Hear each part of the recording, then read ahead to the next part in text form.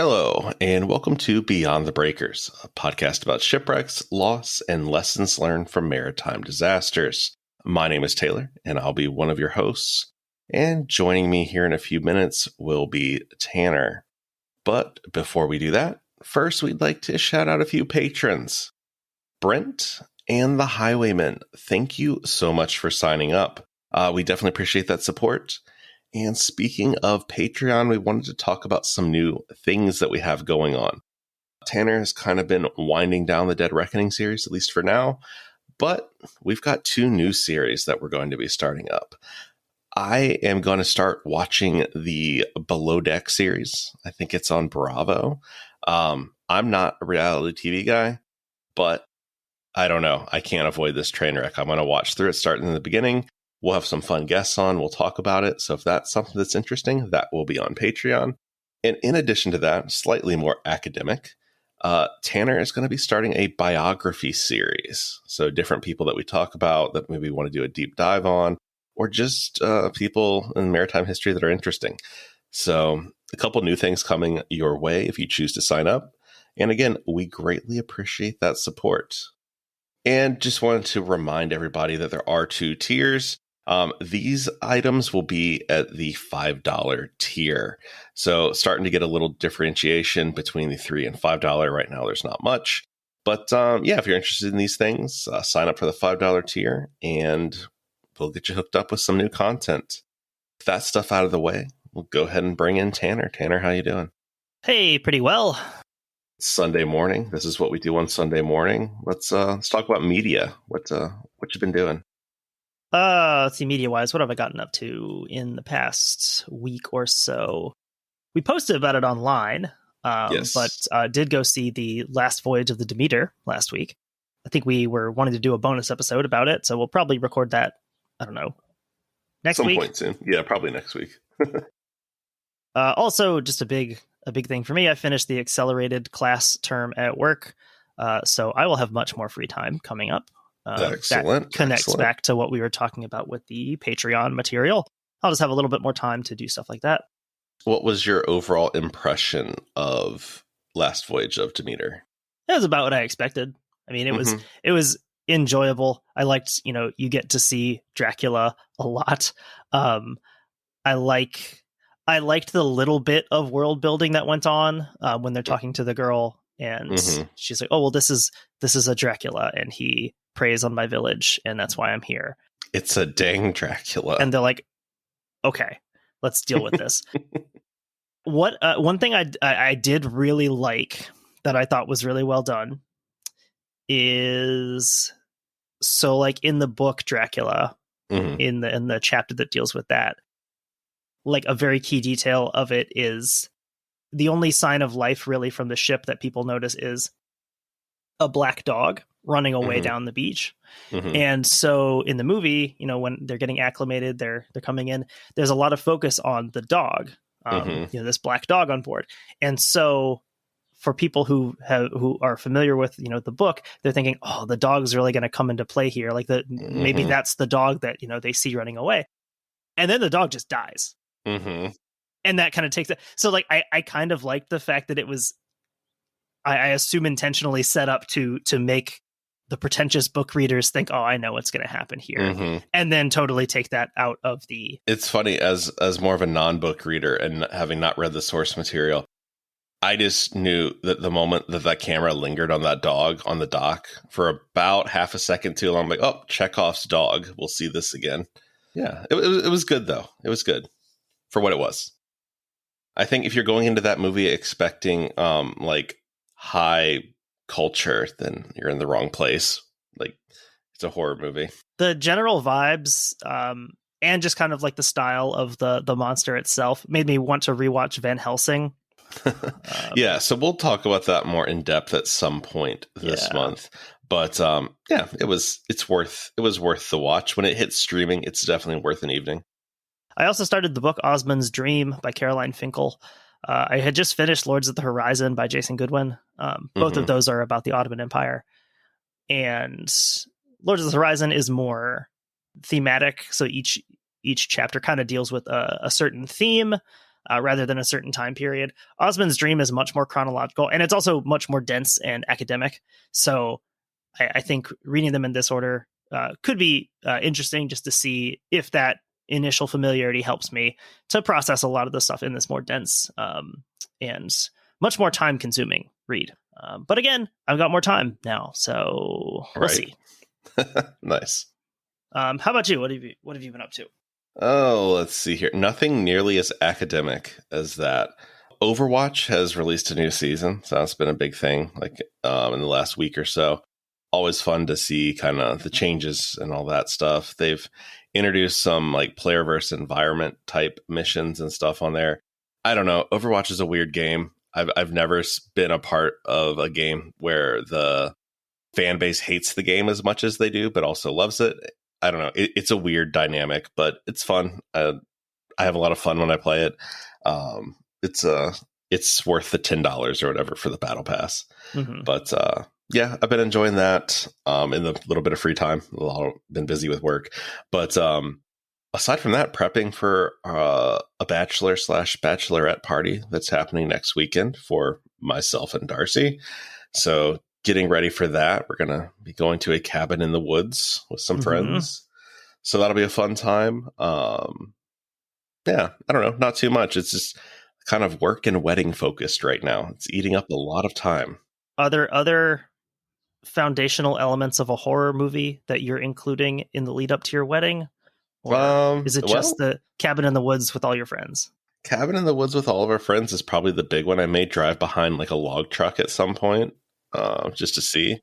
Does any of you have a dark secret? Probably. Like I could find one. Now's the time to find out. So, like a weird like amulet that I've been carrying around for a long time, or something. Mm-hmm. Something you found at Antique Village. Oh, there's some cursed things at Antique Village, but maybe not like that. Cursed in a very different and far more racist way. Yes. But I do love it. Antique Village is fun. It's a fun time to look through everything. But wow, there are some surprises. We obviously oppose racism. But, speaking of opposing things, we could oppose safety rules. But you probably shouldn't. We would only be trying to copy the master. Yes. So today, we've got something a little different. We have an article to discuss. Do you want to kind of take the point on this one? Sure. And also this kind of connects with what we had said in the kind of the check-in episode a couple weeks ago about wanting to do, an episode each month that's more of a current events type episode. Something that's either in the news or has recently been in the news or updates on things. And here we have an update on the Oceangate Titan submersible. So this is by Susan Casey. It was published in Vanity Fair. I think it came out just a couple days ago. And this article is titled, "The Titan submersible disaster was years in the making. New details reveal. To many in the tight-knit deep-sea exploration community, Oceangate's submersible dives were reckless and often dangerous," writes best-selling author Susan Casey. I think the biggest thing in reading this article is how literally everybody involved in this community was like, this is bad. Do not do this. That's like the overall theme of this article. By the time this episode comes out, you've probably found a way to read the article. If you haven't, or if you want to revisit, we did share. I made a PDF of the article and I put it on our Patreon as a free post. I literally don't know if that's something I'm allowed to do, but it's there. So if you want to click on the PDF, you can read it. None of the images are on there, but you get the idea. Let's be honest. Is anybody paying to read Vanity Fair? No, you're finding a way. If you've used up your free article already and you don't have another way to get it, it's on there. I posted it to our Blue Sky also, which we're being more active on now with all of the impending possible changes to Twitter. So yeah, we can just kind of look at this article.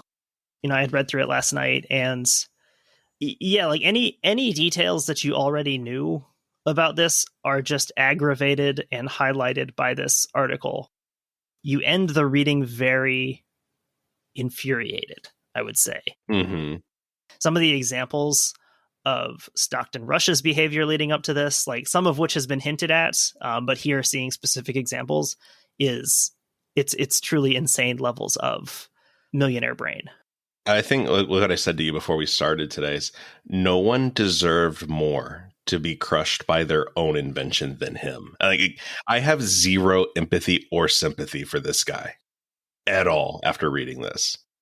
It's a shame that he was able to take 4 other people with him. Mm-hmm. But this guy entirely had this coming, whether it was this year or next year. This was going to happen. Honestly, this is the only life that COVID saved because it canceled a year of expeditions. Right. I'll start here. This is page 1 where we introduce our main villain here, Stockton Rush. As it says, as the world now knows, Stockton Rush touted himself as a maverick, a disruptor, a breaker of rules. So far out on the visionary curve that for him, safety regulations were mere suggestions.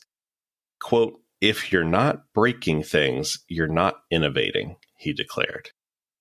That's a way to do business. When they find my body as a mass of bloody gelatinous paste, I hope that they say at least he was innovating. It's just such that millionaire brain / I'm going to couch all of this in like, I'm an inventor. It's like, no, you're not. You're a rich guy that no one can tell no to. Like that's all you are. You're not an inventor. You didn't invent anything. I think the next part of that quote, honestly, it says even more about that mindset, saying, if you're operating within a known environment, as most submersible manufacturers do, they don't break things. To me, the more stuff you've broken, the more innovative you've been.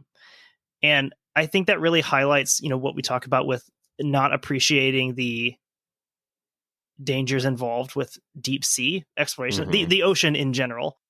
But even sort of thinking about that as just a comfortable, known environment, mm-hmm. I think says quite a lot about his worldview and what he thinks about himself. The idea that anyone is just doing this comfortably without thinking about it isn't accurate at all. The amount of engineering that has to go into these deep sea submersibles is on magnificent levels. Yeah, like there's a reason it's difficult to do. There's a reason that there are these established practices. And as the article points out later, it's like, yeah, the reason that this industry is so safe, as Stockton Rush pointed out, isn't because it isn't dangerous. It's because it's extremely dangerous. And mm-hmm. everyone reacts to those dangers appropriately, with some exceptions. The line I shared last night on Twitter that jumped out at me here is, in a culture that has adopted the ridiculous mantra, move fast, break things, that type of arrogance can get a person far. But in the deep ocean, the price of admission is humility, and it's non-negotiable. The Abyss doesn't care if you went to Princeton or that your ancestors signed the Declaration of Independence. If you want to go down into her world, she sets the rules. Accurate. The Declaration of Independence reference being to Stockton Rush's ancestors, Benjamin Rush, and I forget the Stockton's name. He would have 2 sets of family that signed the Declaration. But he's related to both of them. I think it's interesting because it's just the most true thing, right? Like, you're not going to fail your way out of this. You're not declaring bankruptcy and having some family member get you a job being a journalist or something. If you don't do this right, you die. That's it. And I mean, he proves it, right? Well, and I remember that being one of the things when it happened and people were, digging in and trying to share all of the gotcha quotes they could find from Stockton Rush. And there are many. There are mountains of quotes. You can say, oh, well, isn't this ironic? And one of them was about the fact that, where there have been no recorded deep sea injuries in, whatever amount of time. And it's so funny, like from that, obviously, like businessy perspective of counting that as injuries. It's like, there's no such thing as a deep sea submersible injury. No one's getting injured here. It's kind of a zero-sum game. This is not a half measure situation. And so Susan Casey, she kind of details her kind of more long-term knowledge of Stockton Rush. The vast majority of us, probably the first time we ever heard of this person was June of this year. I couldn't believe that was only June. It feels like a lifetime ago. It does. And so she kind of talks about how he had been extremely on the radar of the whole industry. Everyone knew what he was doing. Everyone knew that what he was doing was not safe. Yeah, it's just not a very big industry to begin with. She says, I heard discussions about the Titan as a tragedy in waiting on research ships during deep sea expeditions, in submersible hangars, at marine science conferences. I had my own troubling encounter with Oceangate in 2018 and had been watching it with concern ever since. She goes into some detail about how, this was something that everyone knew about. She talks about some of the scale model tests that went on in December 2015. Rush had lowered a 1/3 scale model of his 4,000 meter sub into a pressure chamber and watched it implode at 4,000 psi, a pressure equivalent to only 2,740 meters. The test's stated goal was to validate that the pressure vessel design is capable of withstanding an external pressure of 6,000 psi, corresponding to a depth of 4,200 meters. He might have changed course then, stood back for a moment, and reconsidered. But he didn't. Instead, Oceangate issued a press release stating that the test had been a resounding success because it, quote, demonstrates that the benefits of carbon fiber are real. I mean, it's just the most Tesla modeled after thing, right? Like, the numbers don't matter. I say it's good. I'm just so curious, what does that mean with that test? When you're trying to get to a certain depth, it makes it a little over halfway to that depth, and you say success. Can you imagine showing up to your work and doing half your job and they'd be like, well, really, the half that I did shows that I'm capable of doing the job. So I don't see what the issue is here. If only half of my students graduated and were able to continue on to university. Yeah, it's well, half of them graduated, so I don't see the issue. I would probably very quickly be, if not fired, definitely put under some sort of observational program and say, okay, we need to be doing a lot better with this. Mm-hmm. So here comes in a character who was widely discussed in the aftermath, the first few days of this, where everyone's kind of playing that game of is this guy a groundbreaking innovator or is this guy a dumbass? And one name that came up was David Lockridge, mm-hmm. who was the director of marine operations for Oceangate for a time. I will say he is also one of the only other people in the story I have any sympathy towards. He's someone who comes off as, he knows his stuff and he's able to communicate, at least from, in one direction, his concerns about this. I feel like he's also someone who probably genuinely believed in this project and wanted it to be a success, but a success the right way. Stockton Rush very well documented, talking about how he didn't want stodgy old industry professionals in his business. He wanted young people, innovators who were, big thinkers, thinking outside the box. And it's what you lose there is expertise. Everyone wants to be a Facebook or an Instagram. I mean, that's what it is, right? And so Lockridge is someone who was an industry individual. He had this experience, a submersible and a remote operated vehicle pilot, marine engineer, underwater inspector for the oil and gas industry. So a guy who understands submersibles, he understands ocean pressure, and he understands what it can do to a submersible. He'd also piloted rescue subs for the British Navy to save trapped men on a submarine. So I'm gonna defer to this guy, I think, when he says something isn't right. Lockridge, in the article, talks about his contract. He's responsible for ensuring the safety of all crew and clients during submersible and surface operations. So his job is basically to take a look at the sub, inspect it, and say, yes, you're good to go. This is a safe vessel. And that's something that he was not willing to do for reasons that we all understand now. So Lockridge, he starts butting heads with the other Oceangate personnel. Oceangate refused to let Lockridge examine the sub's oxygen system, computer systems, acrylic viewport, O-rings, and the interfaces between its carbon fiber hull and titanium end caps. That was something that almost immediately all of the submarine knowledgeable people were pointing out as this is absolutely not what you want. Having this mixed material of the titanium end caps and the carbon fiber hull. I think it was so interesting that immediately all of the experts, the actual experts in submersibles when this happened, were well, carbon fiber is not what you use. That just isn't the right material. Yeah, and as the article points out, there's things that it's great for. It has great tensile strength, but it's not great for being crushed. I saw something where at one point one of his sales pitches was well, it's good enough for NASA and space exploration, and all the experts being well, you're not in space. It's the opposite. It's literally the opposite problem here. Yeah, it wants to get small. So Lockridge, again, great example of cover your ass in a corporate environment, having all these concerns being ignored. So he basically did what he could, and he wrote up a 10-page quality control inspection report with a itemized list of the sub's problems and what they needed to do to fix them, saying, verbal communication of the key items I've addressed in my attached document have been dismissed on several occasions. So I feel now I must make this report so there's an official record in place. These issues, he added, were significant in nature and must be addressed. Yeah, always send that email to show, yes, I was concerned about this and I have documentation to prove it. I'm reading through the things he listed here as needing immediate attention. You're talking about things as small as, or as simple as like a missing bolt, but also like components zip tied to the outside of the sub. Mm-hmm. Zip tied. What?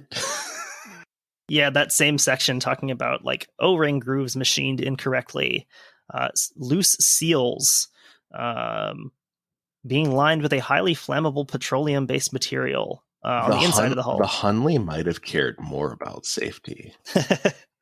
One of the interesting things that I hadn't seen before was talking about this, like all of the hosing and stuff on the outside of the submarine, which, like, if you're going to be exploring, deep sea wrecks, that's just great stuff to get snagged on these things. Yeah, that's not great. But as the article points out, like all of that is basically ancillary to the main problem of the hull is not strong enough for this. The hull is not designed to withstand the pressures you're going to put it under. This is actually one of those times where, to use Alice from Well, There's Your Problems line, you would want to make it more rigid. With a lot of these things, any sort of tech thing, as an outsider, you're kind of reluctant sometimes to criticize something because you're like, well, I don't quite know what I'm looking at here. I don't know what it's supposed to look like.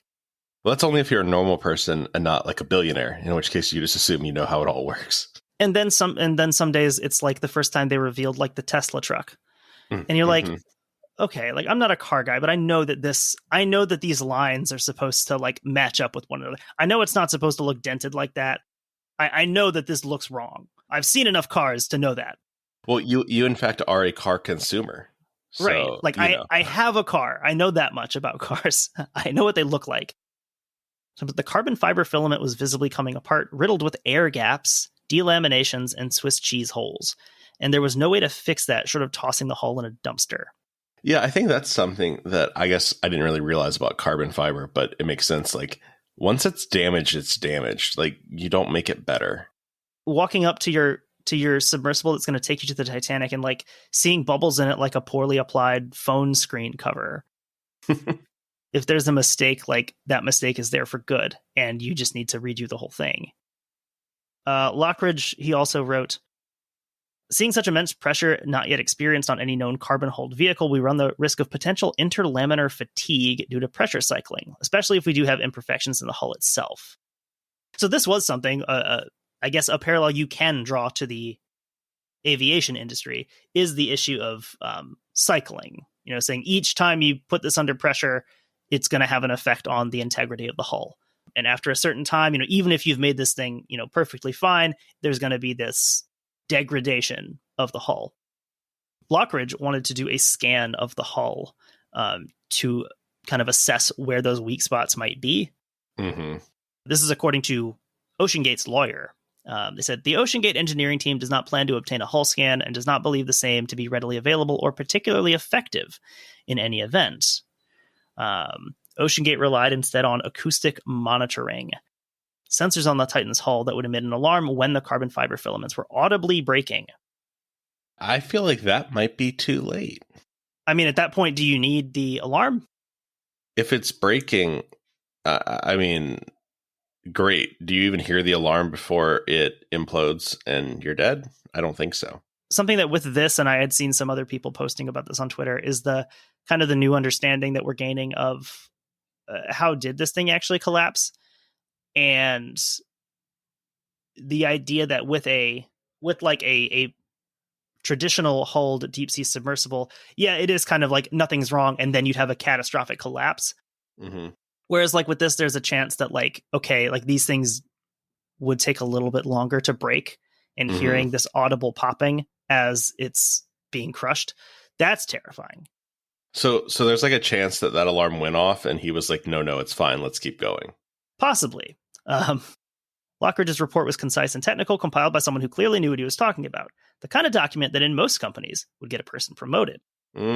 I don't know if that's true. Yeah, I think that's giving a lot of. That's true. I think that's giving a lot of credit to most companies. I feel like most companies be like, "Hey, we're spending a lot of money on this project. We might pause it to fix something, but you're not ruining this for us." Yeah, that's a very gracious assessment, I think, of the business world. I have found in business and really in life, people generally don't want to hear bad things; they only want to hear good things. But yeah, so Rush's response was to fire Lockridge. As one does. Sue him and his wife, who was like not at all involved with any with Oceangate or any of the stuff going on, for breach of contract, fraud, unjust enrichment, and misappropriation of trade secrets. This is the part where I got in the article where I was like, you absolutely deserve to get crushed at the bottom of the ocean. What trade secrets here? Like how to kill yourself. Right? Like carbon fiber bad. Oceangate alleged that Lockridge had manufactured a reason to be fired. In 2016, he had, quote, mooned through the large viewing window Tony Nissen and other members of the Oceangate engineering staff through with whom he had been arguing. That is too specific to have not happened. However, I'm not sure he's the one that did it. You know what I mean? Like, I have no doubt that a mooning took place. But who did the mooning is the question. Like it's one of those things like it's too specific to have not happened, but definitely someone else did it. And they're like, yeah, let's say he did that. He repeatedly refused to accept the veracity of information provided by the company's lead engineer and repeatedly stated he did not approve of Oceangate's research and development plans, insisting, for example, that the company should obtain a scan of the hull of Titan's experimental vessel prototype to detect potential flaws. What a wet blanket. Looking at trying to scan this thing to make sure it's safe. I'm telling you, companies generally do not like it when you tell them, hey, this thing you're spending all this money on, yeah, it's bad. They tend to get a little upset. So the next part is, I think, probably like maybe the most revealing part of the article, I think. It's talking about a previous dive from 2016 where Lockridge himself had been on this was a more shallow diving sub. So this is not the Titan we're talking about here. This is the Cyclops 1. And they were going to the wreck side of the Andrea Doria. So that's off of Nantucket. And it's also like an exceptionally dangerous wreck to dive. Yeah, so it's in 240 feet of water. Quote, turbid water cobwebbed with discarded fishing lines. At that depth, it's accessible, and just barely, to advanced scuba divers, 18 of whom have died there. So, this is a wreck this is a known wreck. In terms of submersibles, it's a pretty accessible wreck. And this little anecdote here this is the part that I think stuck with me the most from reading this. So Lockridge, he had put together the dive plan for visiting the Andrea Doria. And the biggest concern here is getting tangled, because if you can't come back up, that's going to be a problem for your submarine. Rush disregarded these safety instructions. He landed too close, got tangled in the current, managed to wedge the sub beneath the Andrea Doria's crumbling bow, and descended into a full-blown panic. So not only what you were saying at the beginning, like no one has deserved to die in a submarine accident more than Stockton Rush. This wasn't even the first time he deserved for this to happen. Like Lockridge tried to take the helm, but Rush had refused to let him, melting down for over an hour until finally one of the clients shrieked, "Give him the fucking controller." At which point, Rush hurled the controller, a video game joystick, at Lockridge's head. Lockridge freed the sub in 15 minutes. When we get out of that submersible and back on that deck, I'm doing what the Atlantic did, but sooner, because they're not going to find not. You. Yeah, no, like, This is like when we were kids and like there was a video game. I'm thinking specifically of the Two Towers video game. I love that game, but there was parts that I couldn't beat. They were just like too hard. So I would give you the controller and you'd beat it. And then I would, start the next level.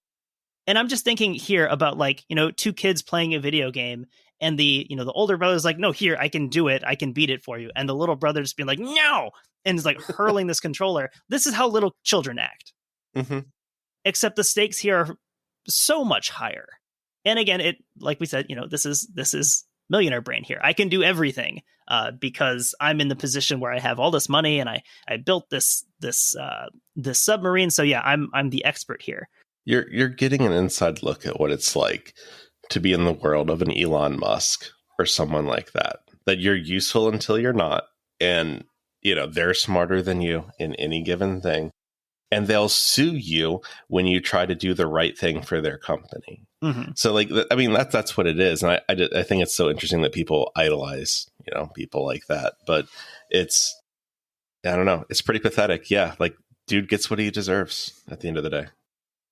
So after returning to Boston after that dive, Rush held a press conference saying, "We were able to view the Andrea Doria area for nearly 4 hours, which is more than 10 times longer than scuba divers can. The dive," Oceangate's website noted, had, quote, "focused on the bow of the vessel."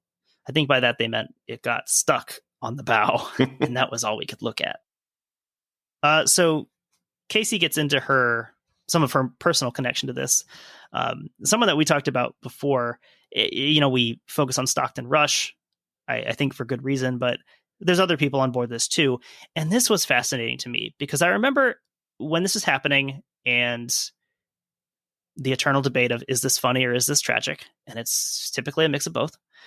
And one of the things that people were saying is, oh, well, these guys on the sub with him, they're not just tourists. These are mission specialists. These are researchers who are down there with him to do research and exploration. I remember people saying that. And this kind of explains how mission specialists is a paper title here. For very specific reasons. So in the case of the Titan, it was Shahzada Dawood, Suleiman Dawood, and Hamish Harding. In addition to, for the Titanic community, the most famous being P.H. Nargeolet, someone who's long time association with the Titanic, who's known to a lot of people in the community. I know we interact with people on Twitter who, have met or have known or knew P.H. Nargeolet. So he's someone who clearly knew a lot about the wreck and had experience diving in submersibles, kind of like this one. I guess, like, kind of reading through this, the biggest takeaway I have is, like, I think he was a genuinely earnest guy. Like, I think he he clearly loved the Titanic and wanted to be a part of it.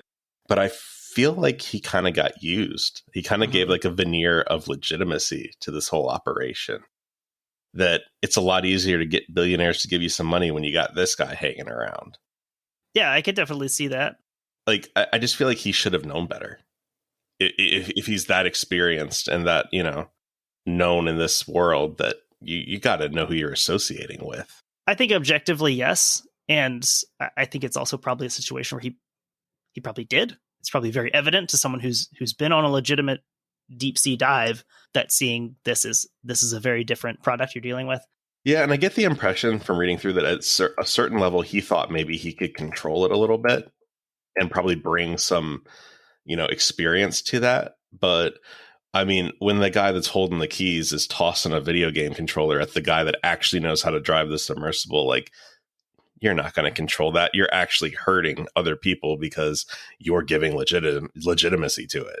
Yeah, and people raise these concerns to him, and the article draws a comparison to another dive that she had actually gone on with P.H. Nargeolet on the 5 Deeps expedition in 2019 with Victor Vescovo piloting the sub Limiting Factor. So they were going to basically the deepest spots in all 5 oceans. And the big contrast that Casey draws to this is the rigid testing that Limiting Factor underwent. Mm-hmm.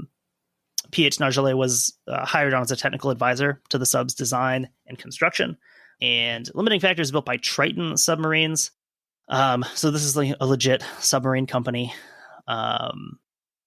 And so this submarine, this submersible, was certified at great cost and difficulty over several years from inception to completion to sea trials to dives. That just sounds really inconvenient. If I could just go ahead and disrupt that and not have to do the certifications, that'd be great. So the testing details she goes into. Oh, and I guess going into this, one of the big things that was a factor in the Titan is that it was totally uninspected and unclassed. That was one of the first pieces of information that came out. So contrast this to limiting factor. Every piece of limiting factor was pressure tested to 20,000 psi, equivalent to a depth of 43,000 feet, 20% greater than the full ocean depth. There was so much testing that Triton built its own state-of-the-art pressure chambers in Barcelona, Spain. The only high-powered pressure chamber large enough to fit the passenger sphere was located in St. Petersburg, Russia. So the 4-ton titanium orb was shipped halfway around the world. For days, the sphere was squeezed mercilessly, simulating repeated dives to depths beyond any existing on Earth. Afterward, it showed zero evidence of fatigue. Even millions of cycles would not adversely affect it. The crushing pressure only makes the sphere stronger. This is what the testing is supposed to look like. Yeah, I mean, there's a reason that it's so in-depth. There's a reason that it's designed to exceed even the maximum that the test is allowed to do. Mm-hmm. Like, you shouldn't be operating at your maximum, potential. That's where bad things happen. Like, the maximum should be the cushion between your operational and your like theoretical max. So again, Rush, his disdain for the testing and inspection is very well documented. He's quoted here saying, "Bringing an outside entity up to speed on every innovation before it's put into real-world testing is anathema to rapid innovation." He had posted that in his blog. His sub was simply too advanced for the uninitiated. But Rush also used slippery language to infer to clients that Titan would be classed. Quote, "As an interim step in the path to classification, we are working with a premier classing agency to validate Titan's dive test plan."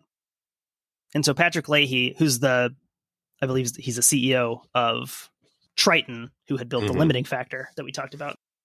You can kind of pick up on the industry's attitudes towards Stockton Rush here. Leahy says he actually had the DNV logo up on his website for a time.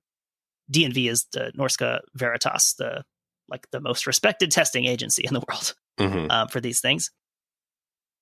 I told Jonathan Struy about it, and he called Stockton and said, "Take it down, and take it down now."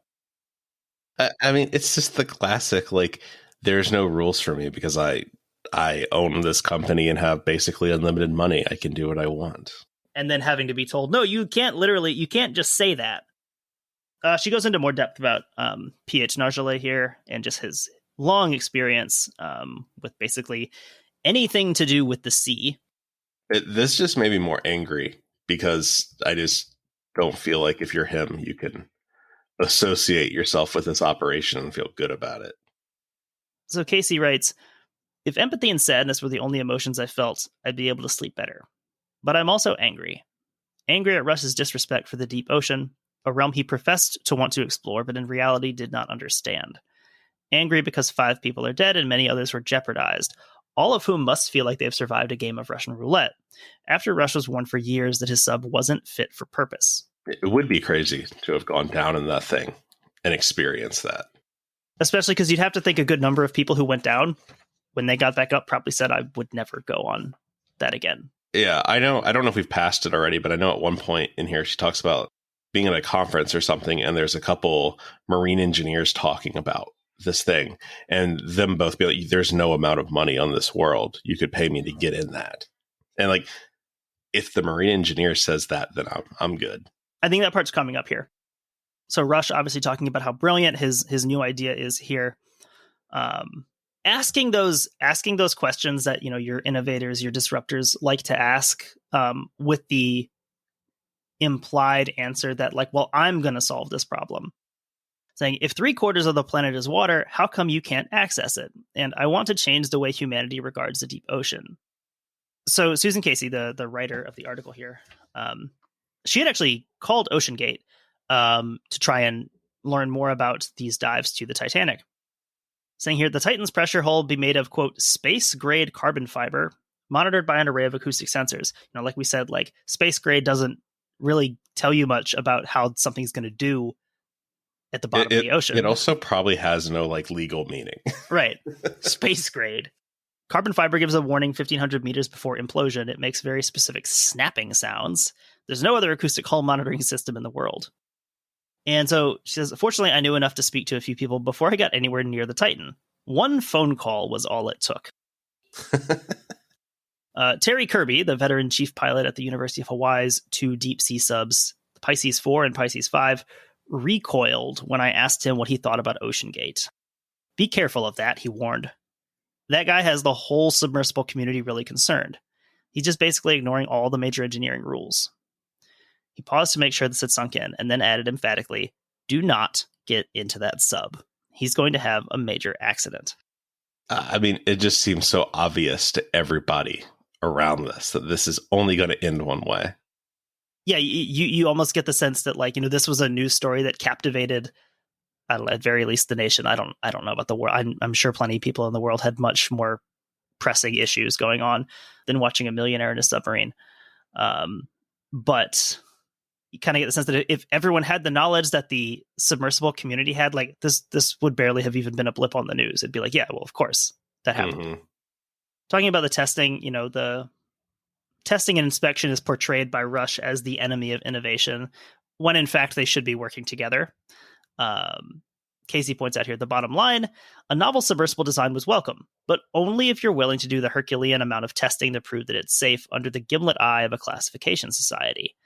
Oceangate decided that process would be too long and expensive, and they were just going to do whatever they wanted.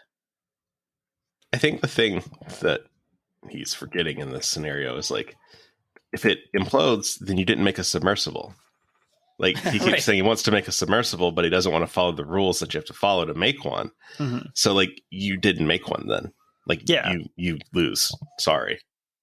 Talking about, like, the vessel, the fact that it was unclassed and how that was presented by Oceangate as a positive, saying, well, this allows us to innovate. This allows us to do things that the societies won't let us do. And seeing what do people in the industry think about that. This is a quote from Rob McCallum, who had actually known Rush since 2009. McCallum's client list was awash in wealthy ocean explorers. He had led 7 expeditions to the Titanic with Rush's 2 Mir submersibles and had dived to the wreck himself. When McCallum learned more about the Titan, he wanted nothing to do with it. Quote, I've never allowed myself to be associated with an unclassed vehicle. Ever.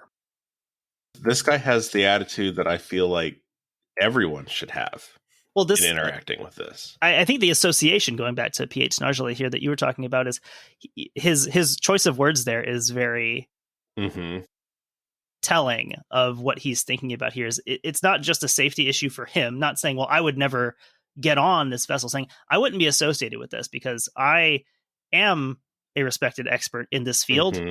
And I'm not touching this with a 10-foot pole because this is unsafe and not at all something I want my name connected to.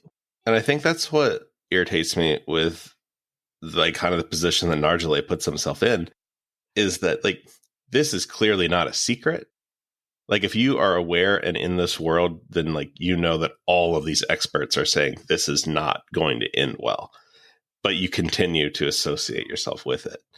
So, yeah, I definitely can admire McCallum here.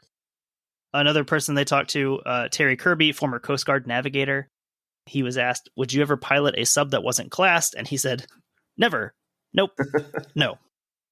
So again, very emphatic. No one is on the fence here about this. No one says, well, if maybe this was one way. No, they're saying absolutely not. If this is not inspected, it's not classed.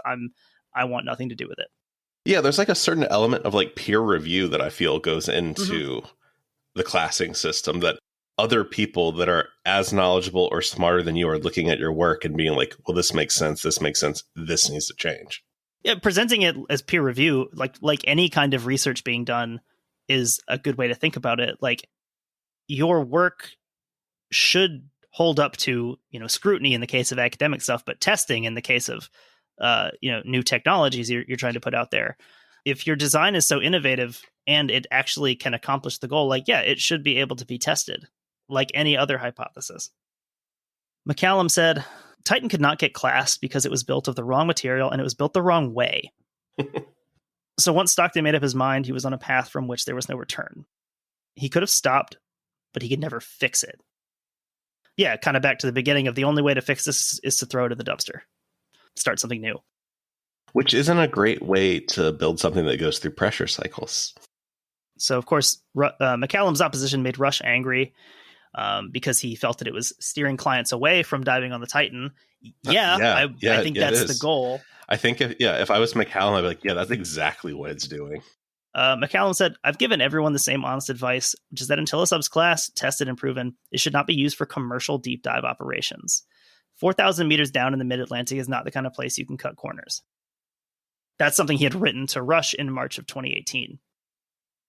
Yeah, and really, I think the big sticking point here is basically accepting passengers. It's like, you want to get on this thing? You want to kill yourself? Fine. Whatever. You do you. Well, that's the key, though. What if they weren't passengers? Yes. What if we labeled them as something else? What if they were participants in the crew? What if they were, was it mission specialists? Yeah, that part, like getting to that part, it was like, of course we're going to use like a loophole to be like, no, you guys are employees. It's kind of offensive also to like people that actually do maritime work that some billionaire gets to cosplay as like a merchant seaman or whatever, technically. Rush's response to McCallum here was, it is my hope that when you cite Oceangate's missing classification that you also offer the following. 1, that this need is expressly your opinion. 2, that there has never been a fatality in an unclassed sub. 3, that there are subs in current commercial operation that are not classed. 4, and that Virgin Galactic, Blue Origin, and SpaceX all follow the same ethos. And then in the article, there's a bracket that says false. They had to get FAA approval and relevant and respective industry certification paths. If you're in these industries, you're one of these people, you can just say stuff. And some people will listen and some people will say that's not accurate. And the people who listen are the ones that you cling to. Yeah. Yet again, anyone giving this man any semblance of credibility, like, you're not the murderer, but you're an accessory. Sorry. Like, that's the way this works. Rush concluded by lecturing McCallum, quote, industry attempts to disparage innovative business, operational, and design approaches will not help advance subsea exploration. I'm reminded of our Moselle episode talking about the government restrictions on boilers and how when the government wanted to pass these things, these restrictions on being inspected, some of the steamboat owners were like, okay, well, I guess I just can't operate my steamboat anymore. God, like you don't want people to be able to travel, I guess. It's like, no, I literally just want you to like make sure you got water in your boiler and that you have a guy look at it who knows what he's looking at. It's funny that any regulation will always result in just shut it all down. We can't do this anymore. Guess you don't like business. Okay, well. Towards the end, Casey says, Oceangate's recalcitrance was like smog hovering over the conference room. She was talking about being at a conference, the Marine Technology Society. During coffee break, I heard the Titan mentioned in the same breath as the UC-3 Nautilus, a creepy Norwegian sub whose owner had killed and dismembered journalist Kim Wall on a dive. There is a documentary on Netflix about that, and I had never heard of this before. Yeah, that's a weird story. In a corner, 2 Marine engineers were worked up, and I caught a snatch of their conversation. When it's compressing, it can actually buckle, one engineer said in an exasperated tone. Actually, here. When it's compressing, it can actually buckle, one engineer said in an exasperated tone, referring to Rush's carbon fiber hull. Like if you stand on an empty soda can. The other engineer snorted and said, I wouldn't get into that thing for any amount of money. Yeah, I think those guys know what they're looking at. So Rush, he registered the Titan in the Bahamas, sailed from a Canadian port into international waters to get around the Coast Guard regulations. I think kind of reading this has made me kind of codify this in my head a little bit. When you're doing stuff and interacting with a company or like an idea, like see how many things it has to skirt around to happen. Because in general, like the more things you have to do that are sort of in a gray area, like the worse it's probably gonna be. Yeah. Like that, like there's so many like things like registering in the Bahamas and sailing out of Canada. Like, and all of this is done to circumvent the US Coast Guard. That's not great. So this gets to what we had talked about. Anyway, Rush wasn't carrying paying customers. He was enlisting, quote, mission specialists. This wasn't some cute marketing ploy like American Airlines giving a kid a set of plastic pilot's wings. In maritime law, crew receive much lighter protections than commercial passengers. And to Rush's mind, calling them mission specialists and putting them to work on the ship made them crew. This would be like you being a flight attendant. Like, it's the equivalent of you getting to be a flight attendant on a plane, except all you know how to do is hand out the Coke. And when an emergency happens, you have no clue how to evacuate that airplane. I would eat all the peanuts. Peanuts were canceled because of allergies. Were they? I haven't been on a plane in like 10 years. I don't think they do peanuts anymore anywhere. I mean, that makes sense. That's like one of the common things people are allergic to. Because of all the weak people that are allergic to peanuts. You can't get like oysters from the cart, so it makes sense. Oceangate had emailed something to CBS reporter David Pogue. Oceangate emailed saying, basically, you can't use the terms tourists, customers, or passengers. The term is mission specialists. This is one of the only times a customer has argued that someone doing like work for them is an employee. Usually they do everything possible to say they aren't an employee. Let's see. Getting into the second deep test dive in April 2019, attempting to go to 4,000 meters. The sub protested with such blood-curdling, crackling, and gunshot noises that its descent was halted at 3,760 meters. Rush was the pilot, and he had taken 3 passengers on this highly risky plunge. One of them was Carl Stanley, a seasoned submersible pilot, who would later describe the noises as, quote, the hull yelling at you. I see, like, right above that, there's a line. Many people felt a catastrophe was brewing with the Titan, but at the same time, everybody's hands were tied. Was everybody's hands tied? Everybody's hands were tied. I think it's just one guy. Yeah, I just think there's one guy holding the accelerator down. So with Stanley from that dive saying, he had built his own experimental unclassed sub and operated it in Honduras. But even he was so rattled by the dive that he wrote several emails to Rush urging him to postpone the Titan's commercial debut less than 2 months away. Probably not good when the other crazy guy who's built his own submarine is like, no. Yeah, this is portrayed as kind of like you've got like the establishment versus the innovators. And like, no, even the innovators, even the guys who are building their own subs are getting on this and saying, dude, this is fucked up. You can't do this. Clearly, this guy has a pretty high threshold for like putting himself in danger. And yeah, if he's rattled by this, like, I'm out. Stanley's assessment was that he thought that the carbon fiber was breaking down. Accurate. His question was basically, if this thing fails, will this thing fail like a little bit, or will this thing be crushed into a billion pieces? He advised Rush to step back and conduct 50 unmanned test dives before any other humans got into the sub. True to form, Rush dismissed the advice. That sounds expensive. Yeah, 50 times, man, really? Like, we're not making money when we take people down. I know we can't make money without people. Quoting here, one experiential data point is not sufficient to determine the integrity of the hull. That was from Rush, and he told Stanley to keep your opinions to yourself. I would have bought a cake if I was Stanley that day. I would have. I'm like, all right, here's my opinions now. Stanley told Casey in a phone interview, I remember him saying at one point to me that one of the reasons why he had me on that dive was he expected that I'd be able to keep my mouth shut about anything that was of a sensitive nature. Like what? I asked. I don't think he wanted everybody knowing about the cracking sounds. So as you alluded to, COVID did at least delay some of these fatalities. 2020 was written off because of COVID. 2021, Rush took his first group of mission specialists to the Titanic, and this is when P.H. Nargeolet becomes involved. And, Nargeolet has a lot of friends in the industry, among them Patrick Leahy here. He said, oh, we all tried. I tried so hard to tell him not to go out there. I fucking begged him. Don't go out there, man. And again, as we talked about, is this wasn't a surprise. Nargeolet was aware of the shortcomings of this vessel. Mm-hmm. He said, quote, maybe it's better if I'm out there. I can help them from doing something stupid or people getting hurt. French newspaper Le Figaro would report that Nargeolet had told his family that he was wary of the Titan's carbon fiber hull and its oversized viewport, assessing them as potential weak spots. He was a little skeptical about this new technology, but also intrigued by the idea of piloting something new.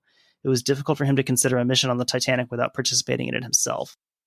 So you see that level of expertise probably at some point bleeds into a level of probably not quite ownership, but a level of like responsibility. Of saying, well, if someone's going to go to the Titanic, I should be there with them because like I can help them avoid something catastrophic happening. I mean, I think as the human condition, like I think you always think you can control something more than you truly can. In this case, there's only one person who actually controls this.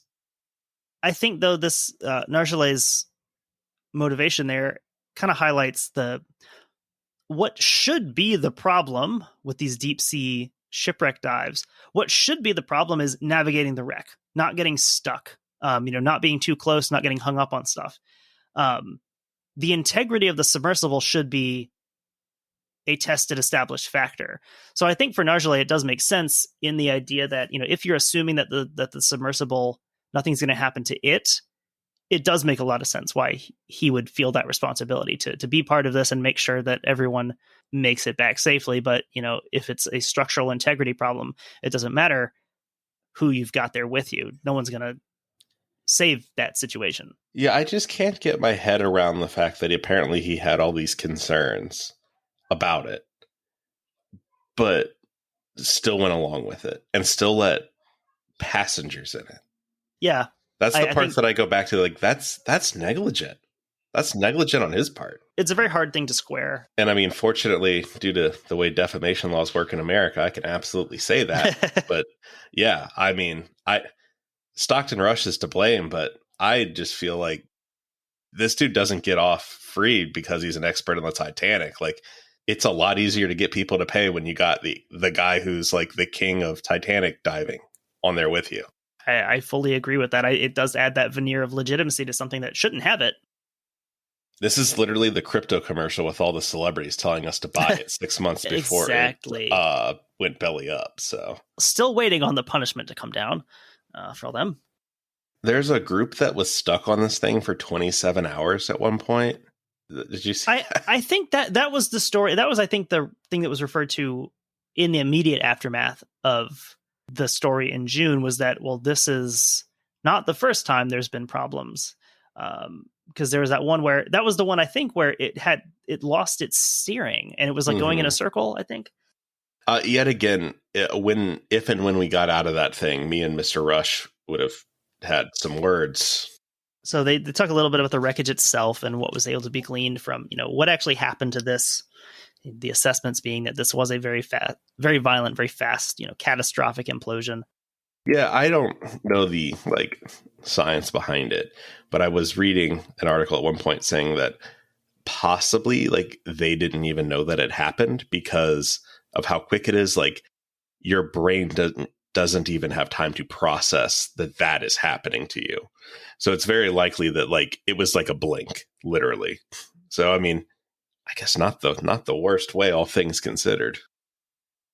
She quotes Jarl Stromer, manager of class and regulatory compliance for Triton submarines. He's kind of the expert on rules, codes, and standards for manned submersibles. Casey had asked him, is there any possible reason the Titan could have imploded other than its design and construction were unsuitable for diving to 4,000 meters? And he says no. Oceangate bears full responsibility for the design, fabrication, testing, inspection, operation, maintenance, catastrophic failure of the Titan submersible, and the deaths of all 5 people on board. So, pretty emphatic there from one of the experts. Yeah, sounds pretty accurate to me. One of the final people she quotes is Guillermo Sunline, a co-founder of Oceangate with Rush, but he hadn't been involved since 2013 with the company. He says, I don't have any direct knowledge or experience with the development of the Titan. Never dived in Titan, never been on the Titanic expedition. I don't even know the Titan. All I know is I know Stockton, and I know the founding of Oceangate, and I know how he operated for the first few years. I think he did see himself in the same vein as these disruptive innovators, like Thomas Edison or any of these guys who just found a way of pushing humanity forward for the good of humanity, not necessarily for himself. That's a charitable reading of Thomas Edison. Very much so. He didn't need the money. He certainly didn't need to work and spend hundreds of hours on Oceangate. He was doing this to help humanity. At least that's what I think was personally driving him. So as always, these innovators, quote unquote innovators, they get painted as these pioneers selflessly working themselves to death for the sake of humanity. You could hear similar things said about Elon Musk, about how hard he works just for the benefit of people. Except when, like, to my knowledge, the only people he's directly killed are all those monkeys that got tested for the brain chip thing.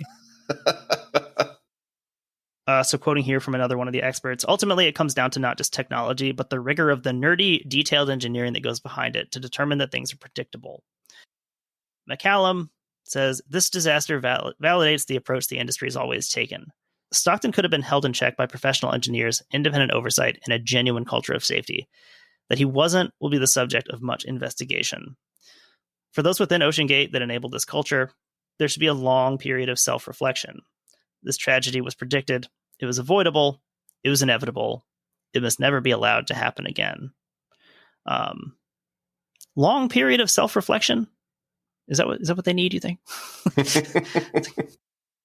A long period of being put in a garbage bag and beaten with sticks?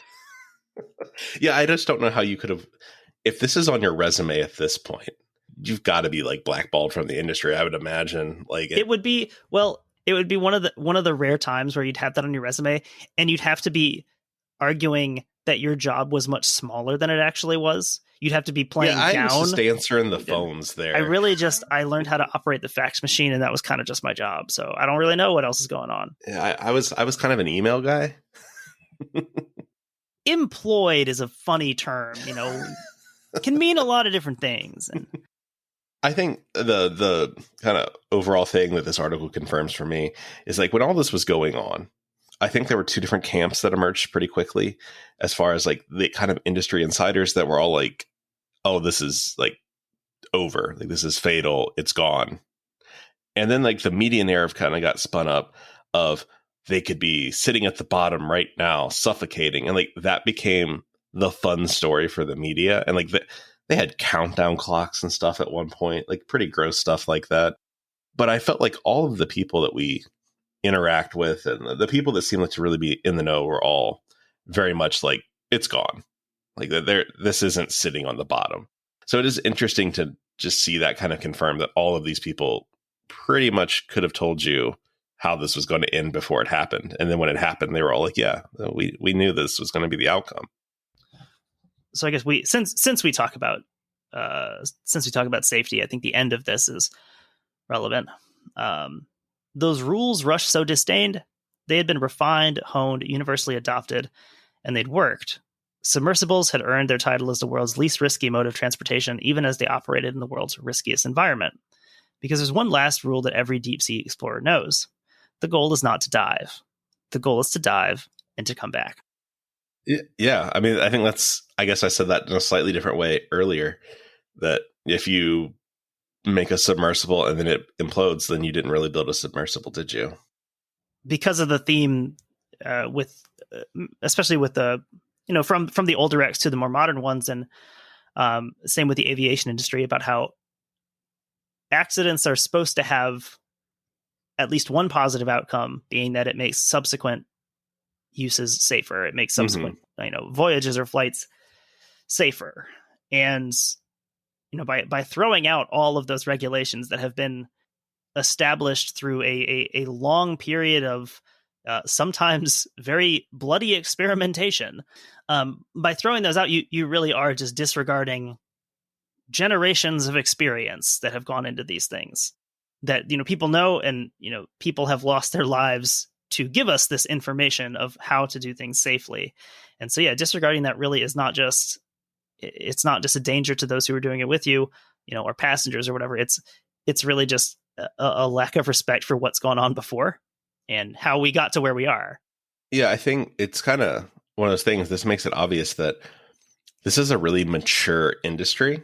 As far as like, we know what works, we can do the things we need to do. And it's not an industry that needed to be disrupted because why? Like what is your end goal there? And your end goal was to give people their Instagram picture at the bottom of the ocean with the Titanic, which I don't think anyone needs that. People were kind of comparing it to, I would hear people say, well, you take pictures at Gettysburg, you go visit that. How is that different? And I'm like, well, A, it's way more accessible. I can drive to Gettysburg. I can walk through and, see where historical things happened and observe things. Like I'm not in a small carbon fiber shell at the bottom of the ocean. Like that is a false equivalency all day. And like, I don't know, it's just silly. But yeah, I think to me, this was an attempt to Instagramify something that shouldn't be that way. Like it's the same as William Shatner going to space, right? Like that didn't happen. He didn't go to space. He got a cool picture flying up really high in an airplane, essentially. And then had an existential crisis that I don't think he's recovered from. But, it's that kind of thing. It's fun to say. It makes for a fun soundbite. It makes for a cool profile picture. That's what he was trying to bring to this. Like I don't buy the whole, all these noble goals and all this stuff. At the end of the day, this was to make money. Like, save it, spare that stuff on me. This dude's not David Attenborough or James Cameron. Like, no, like he got what was coming to him at the end of the day. And it's unfortunate that he took other people with him. You mean Lames Cameron, because he does these things safely and follows the rules. Lames Cameron. He needs to be a character. So that's really the end of the article here. So again, that was by Susan Casey, writing for Vanity Fair. Definitely check that article out. There's a lot more in there, a lot more detail and other stories that I don't know. It was like 22 pages printed out, and like it reads really quick, and it was really informative. So definitely find that article and read it. Yeah, you can find it there. And again, there's a link. There's an unlocked post on our Patreon, so anyone can click the link and open it with that article just in PDF form. Yeah, we'll try to link to that in the show notes too, so you can read it before you listen. Which I'm telling you at the end of the podcast, and I realize isn't helpful. Yeah, so schedule-wise, again, we're trying to get the Santa Cristo de Burgos wrapped up. Trying to work out our interview with our guest. Got some other things to cover with that, and then also we have. I'm hearing rumors that we might have our friend Kaylee back on the show very, very, very, very soon with some more, I believe, whaleback action. Awesome. Everybody loves a whaleback. So with that, I think that wraps up our episode here. Our first real, current event type episode. Yeah, I think so. That was fun. I liked going through that, and I look forward to doing some more of these.